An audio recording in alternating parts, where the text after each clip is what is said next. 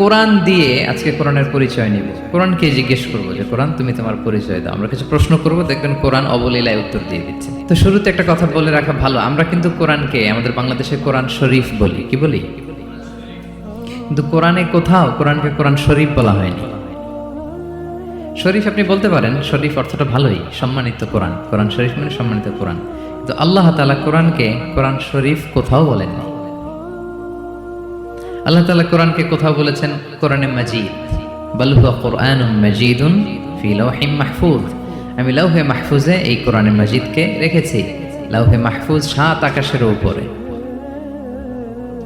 তুলুহু মা বাইনাস সামাই ওয়াল আরদ, আকাশ জমিন যত লম্বা লাওহে মাহফুজ ঠিক তত লম্বা।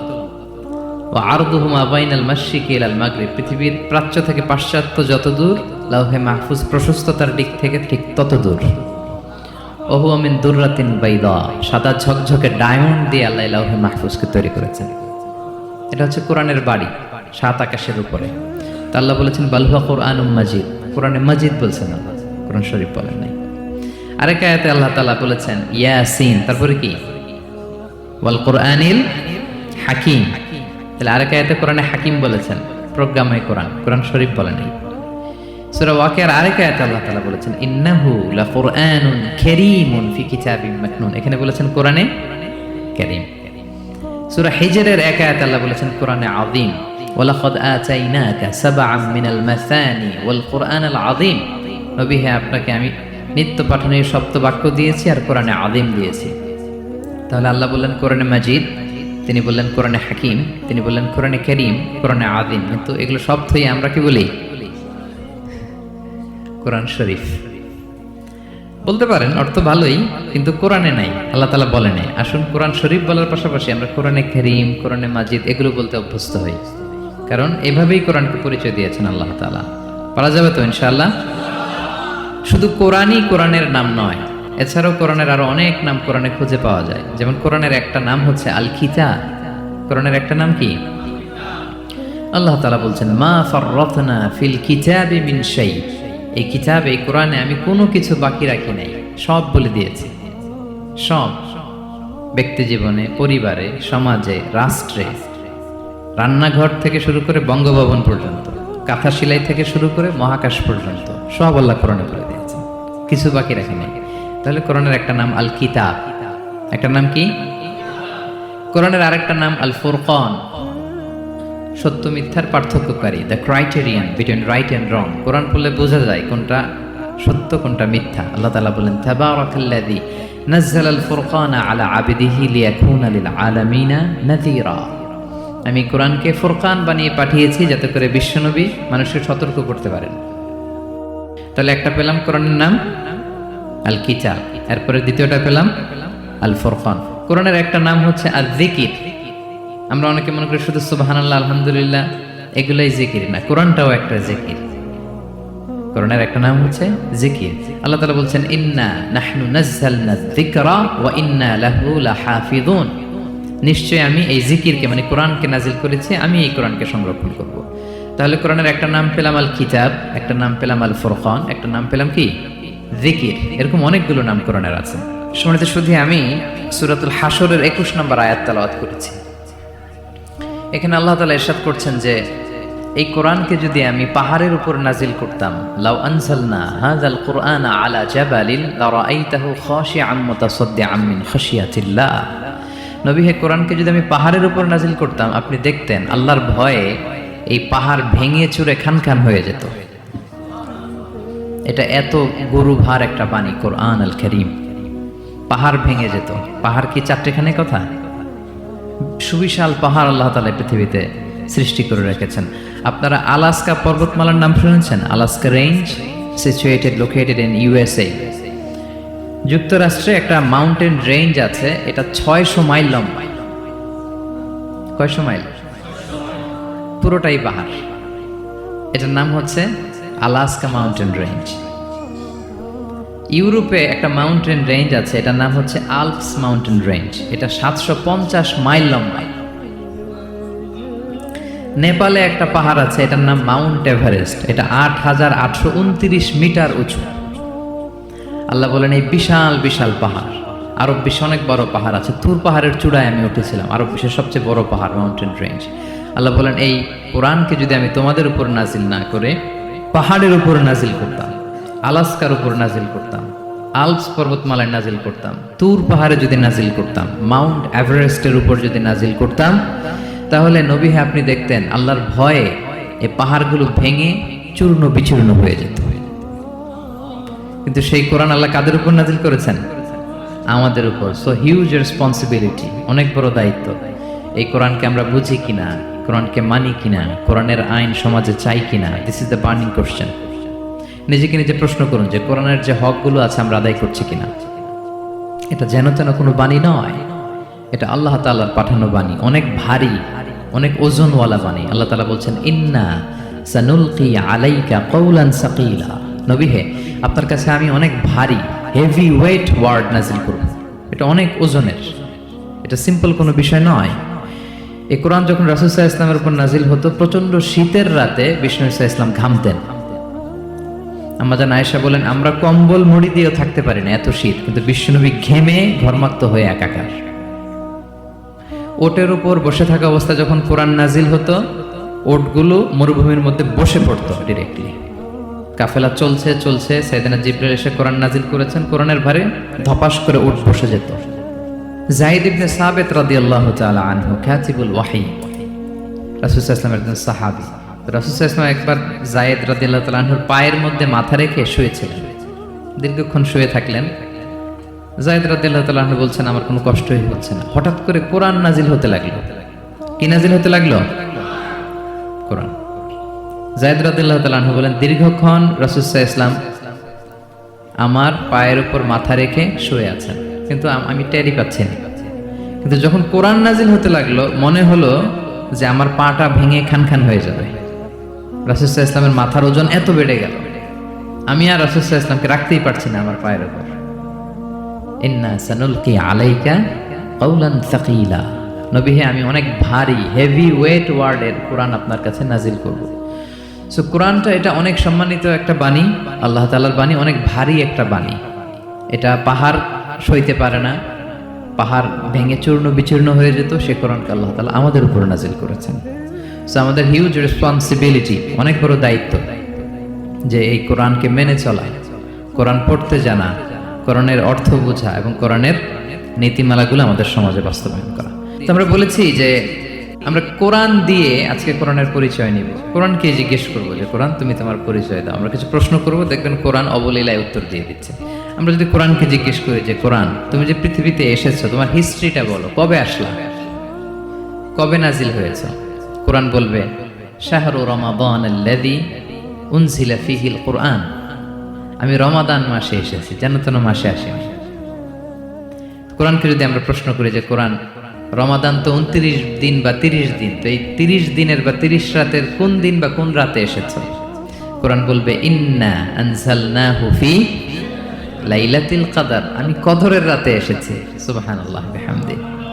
ওমা আদরাকা মা লাইলাতুল কদর, কে তোমাকে জানাবে কদর কি? লাইলাতুল কদরি খায়রুম মিন আলফি শাহর, কদরের রাত 1000 মাসের চেয়েও সেরা। রাসূল সাল্লাল্লাহু আলাইহি ওয়াসাল্লাম আফসোস করতেছেন, আল্লাহ বনি ইসরাইলের লোকেরা হায়াত পাইছে 1000 বছর, 1500 বছর, এত ইবাদত করছে, আমার গুনাহগার উম্মতের কি হবে? আমার গুনাহগার উম্মত তো 60-70 মধ্যে মরে শেষ। আমার উম্মতি মা বাইনা 60 ইলা 70, আমাদের গড় বয়স কত? 60 থেকে 70। আল্লাহ বলেন চিন্তা করো না, লাইলাতুল কদরি খায়রুম মিন আলফি শাহর, তোমার গুনাহগার উম্মতের জন্য আমি কদরের রাত দিয়েছি, 1000 মাসের চেয়ে সেরা। তাহলে কোরআনের হিস্ট্রি আমরা জেনে গেলাম। রমাদানে আসছে, রমাদানের কোন রাতে আসছে? এখন যদি জিজ্ঞেস করি তুমি কি একা একা আসছো না কেউ নিয়ে আসছে তোমাকে, এবার কি উত্তর পাওয়া যাবে? এই প্রশ্নের উত্তরে কোরআন আমাদেরকে জানায় যে আমি একা আসিনি। নাযালা বিহির রূহুল আমিন, রূহুল আমিন হচ্ছে জিবরাইল আলাইহিস সালামের একটা নাম, বিশ্বস্ত আত্মা। রূহুল আমিনের সাথে আমি এসেছি, সবচাইতে বিশ্বস্ত, যেহেতু এটা আল্লাহর বাণী, এটা আসার সময় যদি অন্যের কথা ঢুকায় দেয় তাহলে ভেজাল আছে না নাই? আমিন, বিশ্বস্ততার সাথে যে পৌঁছে দিবে, বাণী বাহকের কাজ করবে, এরকম সবচাইতে বিশ্বস্ত ফেরেশতা জিবরাইলকে দিয়ে আমি পাঠিয়েছি। তাহলে কোরআন একা আসে, সবচাইতে শক্তিশালী ফেরেশতা। জিবরাইল আলাইহিস সালামের লাহু সিত্তুমিআতু জানাহ, 600 পাখা আছে, 600 পাখা। সব নবীদের কাছে এসেছেন ওহী নিয়ে, এরকম একজন ফেরেশতা দিয়ে কোরআনকে পাঠানো হয়েছে। এবার যদি জিজ্ঞেস করি যে কোন ভাষায় তোমাকে নাজিল করা হয়েছে বলো, আছে এটা কোরআনে? কোরআন আমাদেরকে জানাচ্ছে ইন্না আনসালনাহু কুরআনান আরাবিয়ান লাআল্লাকুম তাআকিলুন, নিশ্চয় আমি কোরআনকে আরবি ভাষায় নাজিল করেছি যাতে তোমরা বোঝো। সুস্পষ্ট আরবি ভাষায় এই কোরআনকে আল্লাহ তাআলা নাজিল করেছেন। তাহলে হিস্ট্রি আমরা জানতেছি ধীরে ধীরে, না? রমাদানে আসলো, কদরে আসলো, একা আসে নাই, জিবরাইল আলাইহিস সালামের সাথে আসলো, আরবি ভাষায় নাজিল হলো। এবার যদি জিজ্ঞেস করি যে তুমি যে আসলা, তোমাকে যে আমাদের তেলাওয়াত করতে হবে, তো এই তেলাওয়াত করার গাইডলাইনটা কি, কিভাবে তেলাওয়াত করবে, তেলাওয়াত করার সিস্টেমটা কি, এটা যদি আমাদেরকে একটু বলতে।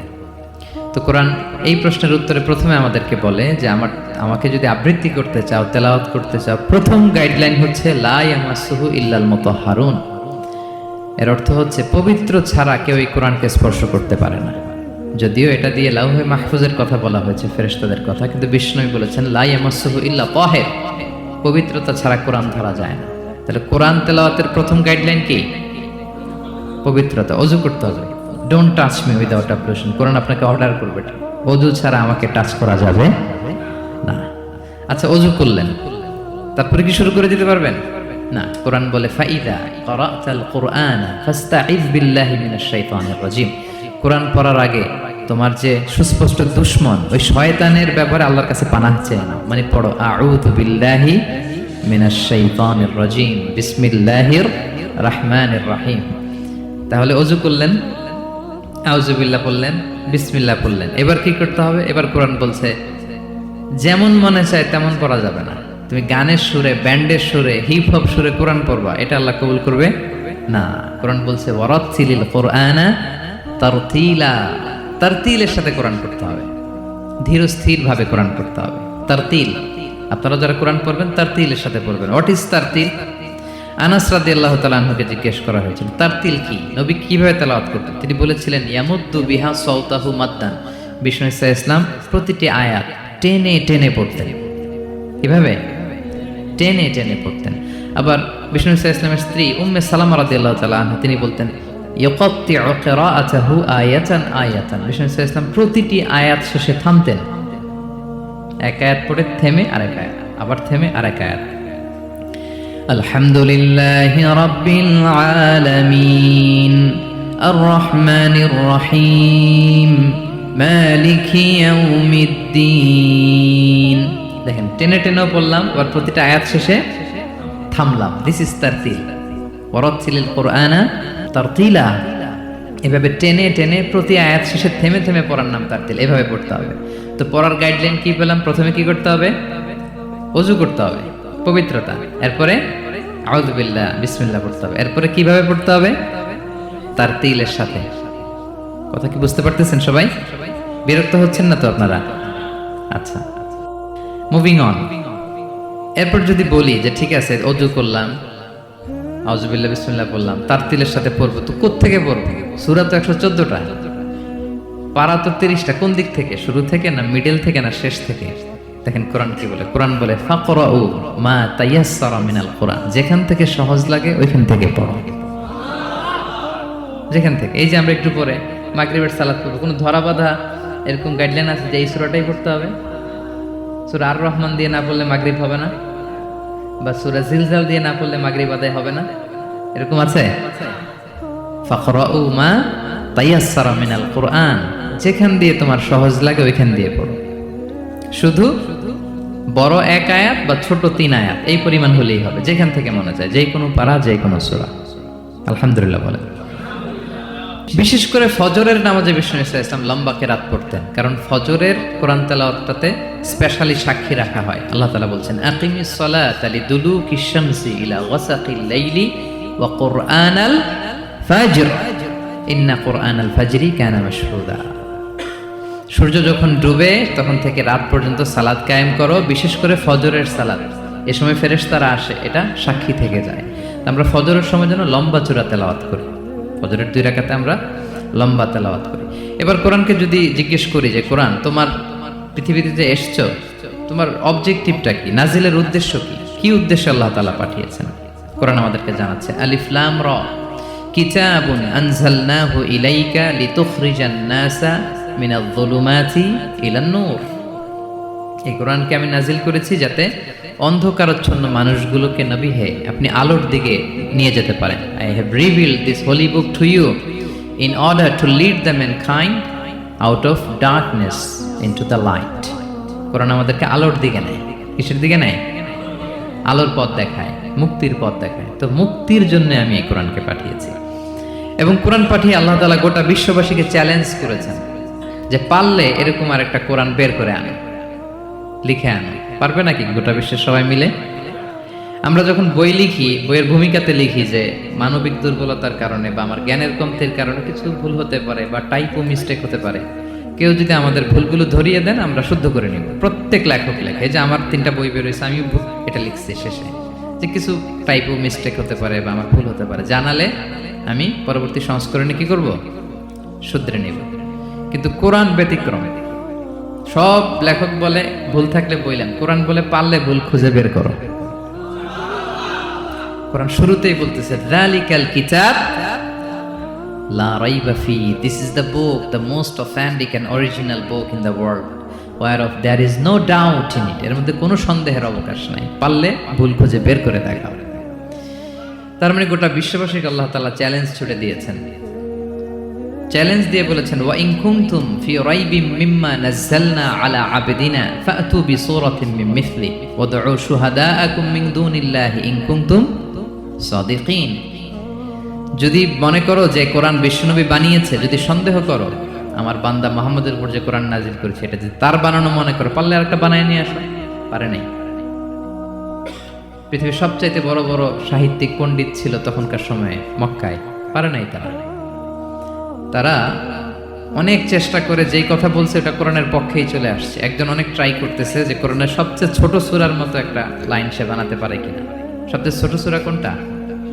কাউসার। তো সে পড়তেছে ইন্না আ'তাইনা কাল কাউসার ফাসাল্লি লিরাব্বিকা ওয়ানহার ইন্না শানিআকা ওয়াল আবতার। এরপরে মিলায় এক লাইন বানাইছে যে লাইসা হাযা মিন কালামিল বাশার। অর্থ হয়ে গেছে অন্যরকম। এটার অর্থ হচ্ছে এটা কোনো মানুষের কথা নয়। ইন্না আ'তাইনা কাল কাউসার ফাসাল্লি লিরাব্বিকা ওয়ানহার ইন্না শানিআকা ওয়াল আবতার। সে মিলে বানাইছে এক লাইন, সেটা হচ্ছে লাইসা হাযা মিন কালামিল বাশার। এটা কোনো বাশার, মানুষের লেখা হতে পারে না। আল্লাহু আকবার। তো আল্লাহ তাআলা চ্যালেঞ্জ দিয়ে বলেছেন শুধু তোমরা না, পারলে জিনদের সাথে একটা কনফারেন্স করো। কুল লা ইন ইজতামাআতিল ইনসু ওয়াল জিন্নু আলা আইয়াতু বিমিসলি হাযাল কুরআন লা ইয়াতুনা বিমিসলিহি ওয়ালাউ কানা বা'দুকুম লিবা'দিন যাহিরা। আল্লাহ বলতেছে চ্যালেঞ্জ, গোটা বিশ্ববাসীর জন্য চ্যালেঞ্জ। শুধু তোমরা না, জিনদেরকেও ডাকো একটা কনফারেন্সে। কারণ দুইটা, ম্যানকাইন্ড আর জিনকাইন্ড। শুধু মানুষকে না, আমি জিনকেও চ্যালেঞ্জ দিলাম, সবাই মিলে যদি পারো কোরআনের মতো একটা বই নিয়ে আসো। পারবে? পারবে না। গোটা বিশ্ববাসী এই চ্যালেঞ্জের কাছে হার মেনেছে। এবং আল্লাহ বলেছেন এটা আমি নাজিল করেছি, এটা হেফাজতের দায়িত্ব আমি নিয়েছি। ইন্না নাহনু নাযালনা যিকরা ওয়া ইন্না লাহু লাহাফিযুন। এই কোরআনকে নাজিল করেছে কে? আবার এটা হেফাজতের দায়িত্ব নিয়েছে কে? আল্লাহ তাআলা নিয়েছে। কোরআনের সবগুলো প্রিন্টেড কপি যদি আমরা আগুন দিয়ে জ্বালায় দেই তাহলে তো আর কোরআন থাকবে না পৃথিবীতে, না? হ্যাঁ, আমরা আমাদের তাকরিম সালেহ আহমদ তাকরিমের মতো 10 জন ওয়ার্ল্ড ক্লাসের হাফেজদের বসাইলেই উইদিন 3 days আমি আরেকটা কপি বানাই ফেলতে পারবো। কি বলেন, পারা যাবে না? গোটা বিশ্বে আমাদের যে হুফাজ, এদের মধ্যে ওয়ার্ল্ড ক্লাস যে হাফেজ, এরকম 10 জন লাগবে শুধু আমার। গিভ মি জাস্ট 3 days, আমরা আরেকটা কোরআন বের করে ফেলতে পারবো। কারণ আমরা শুধু কোরআন লিখে রাখি না, এই সিনার ভিতরে খোদাই করে রাখি, ঠিক কি না? এবং হাফেজে কোরআনের সংখ্যা পৃথিবীতে বাড়ছে। পৃথিবীতে কোন দেশে সবচেয়ে বেশি হাফেজ জানেন আপনারা? না, বাংলাদেশে না। ইজিপ্ট র্যাঙ্কিং এ আছে, কিন্তু সবচেয়ে বেশি হাফেজ হচ্ছে লিবিয়াতে। লিবিয়াতে প্রত্যেক 3 জনে একজন হাফেজ। মোট জনসংখ্যা 70 লাখ, হাফেজ আছে 23 লাখ। র্যাঙ্কিং এ সেকেন্ড হচ্ছে আল মাগরিব, আরবিতে বলে মাগরিব মানে মরক্কো, ওদের হাফেজের সংখ্যা 16 লাখ। থার্ড হচ্ছে ইজিপ্ট, মোর দেন 1 মিলিয়ন। ফোর্থ হচ্ছে সৌদি আরবিয়া, ফিফথ হচ্ছে জর্ডান। কোটি কোটি হাফেজ আছে আমাদের গোটা বিশ্বে, আমাদের সবগুলো কোরআনের প্রিন্টেড কপি জ্বালিয়ে দিল, কোরআন আবার নিয়ে আসতে আমাদের কয়েকদিনের ব্যাপার। আলহামদুলিল্লাহ বলবেন না? এই কোরআনের ভেতরে আল্লাহ তাআলা শিফা রেখেছেন রহমত। আল্লাহ বলেন, অনুনাজ্জিলু মিনাল কুরআনি মা হুয়া শিফাউন ওয়া রাহমাতুল লিল মুমিনিন ওয়া লা ইয়াজিদুয যালিমিনা ইল্লা খাসারা। আমি এই কোরআনের ভিতরে শিফা রেখে দিয়েছি, রহমত রেখে দিয়েছি। সূরাতুল ফাতিহাকে বলা হয় সূরাতুশ শিফা। অসুস্থ ব্যক্তির গায়ে আপনি ফু দিতে দেরি, সুস্থ হতে দেরি হয় না। কিন্তু ওই ঈমানটা থাকতে হবে, ওই ঈমান নিয়ে, ওই আমল নিয়ে যদি আপনি রিসাইট করে ফু দেন, আল্লাহ তাআলা সুস্থ করে দেবেন। এবং এই কোরআন আপনাকে বিপদ থেকে উদ্ধার করতে পারে, কারণ কোরআন আল্লাহর সিফাত, এটা আল্লাহর একটা সিফাত। এটা পরে আপনি আল্লাহর কাছে দোয়া করলে আপনাকে বিপদ থেকে উদ্ধার করবে। আল্লাহ তাআলা বলছেন, ওয়া ইযা ক্বারা'তাল কুরআনা জাআলনা বাইনাকা ওয়া বাইনাল্লাযীনা লা ইউমিনুনা বিল আখিরাতি হিজাবাম মাসতুরা। নবী হে, আপনি যখন কোরআন তেলাওয়াত করেন তখন আপনার আর কাফেরদের মাঝে আমি পর্দা ঢেলে দেই। পর্দা, কাফেররা আপনারা দেখে না। সুবহানাল্লাহ। সূরা লাহাব যখন নাজিল হলো, তাব্বাত ইয়াদা আবি লাহাবি ওয়া তাব, ধ্বংস হোক, নিপাত যাক আবু লাহাবের দুই হাত। আবু লাহাব কে ছিল বলেন তো? বিশ্বনবীর চাচা। তো আয়াত যখন নাজিল হলো, চাচার বদনাম যখন আয়াতে আসলো, চাচি উম্মে জামিল খুব রেগে গেল। সে যখন নমুসলিমদের কাছে শুনতে আরম্ভ করলো, কি আমার স্বামীর ব্যাপারে কটূক্তি, আজকে মুহাম্মদের খবর আছে, আতাইনা ওয়া আবাইনা ওয়া আমরাহু কালাইনা, আজকে মুহাম্মদের একদিন আর আমার একদিন, একটা স্পরস্পর করে ছাড়বো। রেগে মেগে, খুব জাত্রের মহিলা ছিলেন, আসতেছে। তো বিষ্ণু ইসা ইসলাম কাবা ঘরের পাশে আবু বকর রাদিয়াল্লাহু তাআলা আনহুকে নিয়ে বসা। তো আবু বকর রাদিয়াল্লাহু তাআলা আনহু এই দৃশ্য দেখে বললেন, ইয়া রাসূলুল্লাহ, আপনি এখান থেকে চলে যান, উম্মে জামিল এসে আক্রমণ করবে আপনার উপর। আল্লাহ রাসূল বললেন, আবু বকর তুমি ভয় পেও না, আমি জাস্ট একটু কোরআন তেলাওয়াত করবো, এরপরে কি হয় দেখো। বিষ্ণু ইসা ইসলাম কোরআন তেলাওয়াত করতে লাগলেন। আর রেগে মেগে আগুন হয়ে উম্মে জামিল আসছে, এসে আবু বকরকে বলতেছে, এই আবু বকর, তোমার বন্ধু মুহাম্মদ কোথায় বলো। পাশেই কিন্তু বিশ্বনবী বসা, কিন্তু সে চোখে দেখে না। সুবহানাল্লাহ ওয়া বিহামদিহি জাআলনা বাইনাকা ওয়া বাইনাল্লাযীনা লা ইউমিনুনা বিল আখিরাতি হিজাবাম মাসতুরা। নবী, আপনি যখন কোরআন পড়েন, কাফেরদের আর আপনার মাঝে আমি কি এঁটে দেই? পর্দা এঁটে দেই, ওরা দেখে না। আপনি বিপদে পড়ছেন, আপনি কোরআন পড়েন, আপনার শত্রু আপনাকে দেখবে না। হিজরতের রাতে বিষ্ণু ইসলাম আবু বকর রাদিয়াল্লাহু তাআলা আনহুকে নিয়ে গারে সাউরে আশ্রয় নিলেন। মক্কার কুরাইশরা খুঁজতে আবু বকর রাদিয়াল্লাহু তাআলা তো ভয়ে তটস্থ, যে কি না কি হয়ে যায়। আবু বকর রাদিয়াল্লাহু তাআলা আনহু বললেন যে আমি অবাক, আমার পাশ দিয়ে হেঁটে যায় ওরা, কিন্তু আমাদেরকে দেখে না। ইমাম আল কুরতুবী, তিনি মনসুর দুর্গে বন্দী ছিলেন, জালিমের বন্দিশালায়। উনি জেলখানা ভেঙে পালাতে লাগলেন। পালাতে সৈনিকরা টের পেয়ে গেল, খুঁজতেছে ওনাকে, খুঁজতে ধরার জন্য উনি এক পাহাড়ের চিপায় যেয়ে আশ্রয় নিলেন আর সূরা ইয়াসিন তেলাওয়াত করতে লাগলেন। তো ওরা খুঁজতে পায় না, কিন্তু উনি পাশেই, চোখে দেখে না। তো উনি বললেন যে হঠাৎ এক সৈনিক, সে ইউরিন পাস করতে লাগলো দাঁড়িয়ে, মানে প্রস্রাব করতে লাগলো। তার প্রস্রাবের ছিটে ফোঁটা আমার গায়েও লাগতেছে, কিন্তু সে আমারে দেখে না। সুবহানাল্লাহ পড়বেন না? জাআলনা বাইনাকা ওয়া বাইনাল্লাযীনা লা ইউমিনুনা বিল আখিরাতি হিজাবাম মাসতুরা। নবী হে, যখন কোরআন পড়বেন, আপনার আর কাফেরের মাঝে আমি কি এঁটে দেই? পর্দা এঁটে দেই। আমি নিজেও এটার অনেক প্রমাণ পেয়েছি।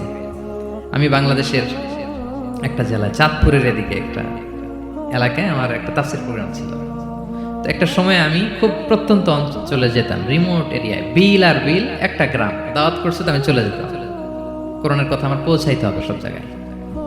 তো মাহফিল শেষে রাত 2টার দিকে আমরা ফিরতেছি, বিল কিছু গুচ্ছ গ্রাম। হঠাৎ একটা মোড়, ওই মোড়ের ওইখানে দেখি একটা গাছ ফালানো। এটার মানে হচ্ছে আশেপাশে ডাকাত আছে, ওখানে ডাকাতি এরকম হয় আর কি। বিল এরিয়াতে গাছ ফেলে রাখে, তো গাছ থাকলে তো আর কোনো সিএনজি, প্রাইভেট কার কিছুই যাবে না। তাই আমি বুঝতে পারলাম যে এটা তো ডাকাতের কাজ। আমি সূরা ইয়াসিন তেলাওয়াত শুরু করেছিলাম। বিপদে বললে সূরা ইয়াসিনের প্রথম 9 আয়াত, কয় আয়াত? এই 9 আয়াত পড়তে আরম্ভ করলাম। ড্রাইভারকে বললাম একটু করে পেছাও। তো টর্চ মারতেছে বিল থেকে, মানে ওরা তো ওখানে উৎপেতে আছে। আমি পড়তেছি, কিছুক্ষণ পরে ডাকাত নিজে এসে গাছ সরাই দিয়ে বলতেছে যান। মানে ও কি করবে ও নিজেও বুঝতেছে না। ও যে কি করবে, ও কি করতে হবে, ওটা মানে বুদ্ধিজ্ঞান সে হারাই ফেলেছে। সে শুধু গাছটা সরালো, বলতেছে যান, এই চলে গেলাম আমি। এটা আমার নিজের প্রমাণ, হয়তো কোথাও বলি নাই, আজকে প্রসঙ্গক্রমে বলা হয়ে গেল। তো এরকম বিপদে পড়লে সূরা ইয়াসিনের প্রথম কয়াত পড়বেন আপনারা। জাআলনা বাইনাকা ওয়া বাইনাল্লাযীনা লা ইউমিনুনা বিল আখিরাতি হিজাবাম মাসতুরা। আপনার আর আপনার শত্রুদের মাঝে কি হয়ে যাবে? পর্দা পড়ে যাবে, দেখবেই না আপনাকে। অনেক চেষ্টা করেছিল মক্কায় কুরাইশরা রাসূল সাল্লাল্লাহু আলাইহি ওয়াসাল্লামের এই কোরআনে বাধা দিতে, যাতে এই কোরআনের কথা শুনতে না পারে। কারণ যারাই বিশ্বনবীর কণ্ঠের তেলাওয়াত শুনতো এরাই মুগ্ধ হয়ে কালিমা পড়ে মুসলমান হয়ে যেত। তারা ডিস্টার্ব করতো কোরআনের মাহফিলে।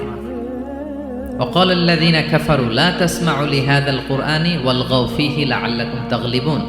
তারা বলতো যে মুহাম্মদের কণ্ঠের কোরআন তোমরা শুনবে না, বরং ডিস্টার্ব করবে। কি করবে? তো আবু জাহেল যখন ঘোষণা দিল তখন বিশ্বনবী তেলাওয়াত করলে ওরা শীষ দিত, হুইসেল বাজাতো, মুকাআউ ওয়া তাসদিয়া, হুইসেল বাজাতো আর হাততালি দিত এরকম। তো হাততালি দিয়ে যাতে বিশ্বনবীর সাউন্ডটা অন্যরা না শুনে, বিষ্ণুর চারদিকে ঘিরে হুইসেল মারতো আর হাততালি দিত, ডিস্টার্ব করতো যাতে না শুনে। কিন্তু এই কোরআনের বাণীটা কার? এই বাণী কি হুইসেল দিয়ে আটকানো যায়? হাততালি দিয়ে, র‍্যাব দিয়ে, পুলিশ দিয়ে, কোনো বাধা দিয়ে আটকানো যাবে? যাবে না। পৃথিবীর কোনো শক্তি দিয়ে এটাকে আটকানো যায় না, এটা তো আল্লাহর বাণী। তো বিষ্ণু ইসলাম কোরআনের কথা যখন শোনাতেন, বিষ্ণুনবীর কণ্ঠের তেলাওয়াত শুনে অনেকে কালিমা পড়ে মুসলমান হয়ে যেত। তা আবু জাহেল কোনো দিশা না পেয়ে পরে মক্কার যে পার্লামেন্ট দারুন নদওয়াতে বিল উত্থাপন করলো যে আজকে থেকে মুহাম্মদের কণ্ঠের তেলাওয়াত কেউ শুনতে পারবে না, কেউ শুনতে পারবে না। তো মজার ব্যাপার হচ্ছে সবাইকে না করে লুকায় লুকায় সে নিজেই শুনতে যায়। কারণ সে তো আরব হওয়ার ফলে কোরআনের যে ভাষা শৈলী, যে প্রাঞ্জল বাক্য বিন্যাস, শব্দের বুনন, এটা শুনে সে অবাক হয়ে যায় যে এত সুন্দর বাক্য বিন্যাস কিভাবে হতে পারে। তো সবাইকে দিনের বেলা নিষেধ করে, রাত্রিবেলা বিষ্ণু ইসলাম রিভাইজ করতেন, লুকায় লুকায় ওনার ঘরের পিছনে যেয়ে শুনতো। শুধু সেই না, তার ডান হাত বা হাত ওয়ালিদ ইবনে মুগিরা, উতবা শাইবা, উতবা ইবনে মুগিরা, শাইবা ইবনে মুগিরা, ওয়ালিদ ইবনে মুগিরা, এরা সবাই কি করতো? লুকিয়ে লুকিয়ে কোরআন শুনতো। পরে বিশ্বনবী যখন ঘুমের প্রস্তুতি নিতেন সব ফিরে আসতো, ফিরে আসার সময় সবার দেখা হয়ে যেত। তারা লজ্জিত হতো, সবাই বলতো আবু জাহেল ঘটনা কি? দিনের বেলা তুমি শুনতে নিষেধ করো, রাতে তো তুমিই চলে আসো। তো সে বললো আজকে কঠিন দারুন নাদওয়ার পার্লামেন্টে বিল পাস করবো, যে এমনটা করবে এই শাস্তি মাথার চুল কামিয়ে মক্কার বাজারে ঘোরানো হবে। তো এই বিল যেদিন পাশ হয়েছে আবু জাহেল ওই দিন নিশ্চিত ভাবতেছে আজকে যে বিল পাস করছে কেউ তো যাবে না, আমি একটু যাই। মানে আজকে যে কঠিন শাস্তির ঘোষণা দিছি, আজকে কেউ এই স্পর্ধা দেখাবে না। মুহাম্মদ তো তেলাওয়াত শুরু করে দিয়েছে, কি যে মধুর বাণী, যাই একটু শুনে আসি। ওয়ালিদ ইবনে মুগিরারও একই প্ল্যান যে আজকে আবু জাহেল যে টাইট দিছে কেউ যাবে না, আমি একটু যাই। তো এভাবে সবাই লুকিয়ে লুকিয়ে বিষ্ণুনবীর ওখানে যায় হাজির, মন্ত্রমুগ্ধ তেলাওয়াত শুনছে। বিষ্ণুনবীর তেলাওয়াত শেষ, ফিরে যখন আসতেছে, ফিরে আসার রাস্তায় আবার দেখা হয়ে গেছে। তো এভাবে তারা কোরআনকে বাধা দিতে যেয়ে বারবার নিজেরা লজ্জিত হতো। এবং হজের মৌসুমে যখন ভিন দেশ থেকে লোকেরা আসতো, মক্কার যে এন্ট্রিগুলো আছে আবু জাহেল লোক বসিয়ে রাখতো, বলতো যে সবাইকে বলবা এখানে একটা উন্মাদ লোক আছে, বীর বীর করে কি যেন বলে, নাম তার মুহাম্মদ। তোমরা হজ করতে আসো, হজ করো, জমজমের পানি খাও, সাফা মারোয়ায় দৌড়াও, কিন্তু এই মুহাম্মদের কাছেও যাওয়া, গেলেই পাগল হয়ে যাও।